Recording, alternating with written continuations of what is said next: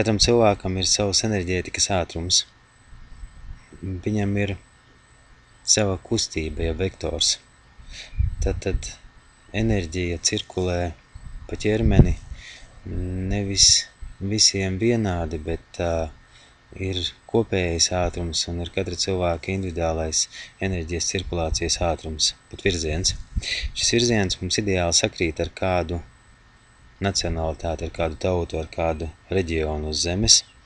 Un tajā brīdī mums ir neizskaidrojama vēlme doties tieši uz to vietu, būt tur, realizēties, ja vienkārši atrasties tajā vietā, kur man ir labi. Tas ir līdzīgi kā ģimenes dzīvē. Mēs precamies un vienojam savu dzīvi ar to cilvēku, ar kuru man ir labi, ar kuru sakrīt enerģētika. Kādreizējos laikos indiāņi to prata ļoti labi noteikt, kuri cilvēki sadara kopā un kuru kopā esamība būs pilnvērtīga, tad nesīs kaut ko sabiedrībai. Tieši tas pats ir ar reģioniem un vietām uz zemes, kur mēs materializējamies.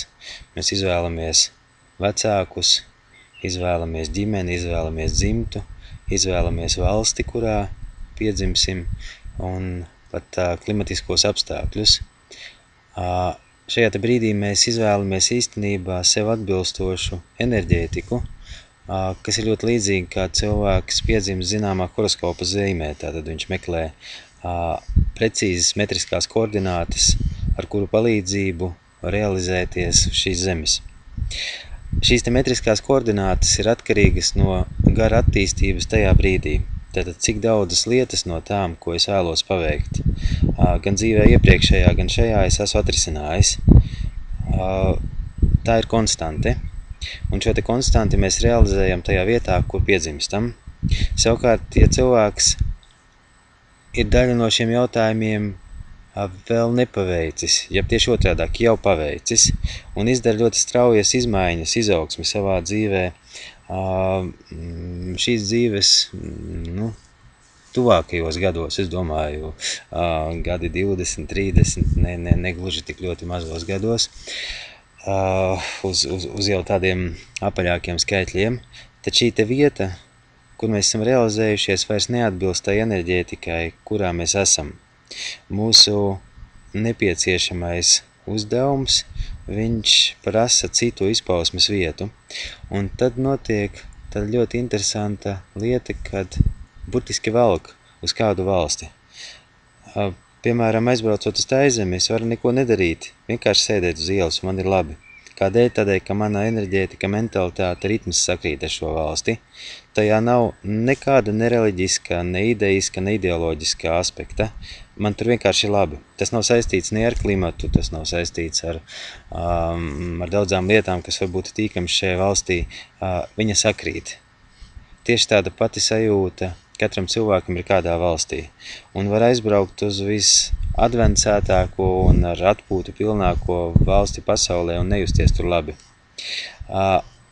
Šī ir ļoti īpaša cilvēka sajūta, un man ļoti gribās uzsvērt, vajag izturēties ļoti uzmanīgi, ļoti maigi pret šo te sajūtu. Viņa katram cilvēkam ir būtiska, pateicoties viņai, mēs varam atvērt jaudīgi savas radošās potences. Tajā vietā, kur mēs to realizējam, mēs esam spēkā. Ja kaut kādu iemeslu dēļ mēs viņu nomokam, tad cilvēks mogās. Šajā te vietā ir izcelsmē tas, ko mēs saucam par nostalģiju, jeb vilkni pēc mājām. Tātad es tajā vietā sajūtu savas enerģētikas sinhronizāciju. Ja tas tā ir, tas ir ideāli, un ļoti daudziem cilvēkiem tas tā ir. Bet nekad neskatieties ar nosodījumu uz tiem cilvēkiem, kuri saka, ka es īsti nemīlu to vietu, kur es atrodos. Jāmīl jebkas, kur mēs atrodamies, bet ir būtiski katram cilvēkam doties neanalizējot uz turieni, kur man enerģētika sakrīt.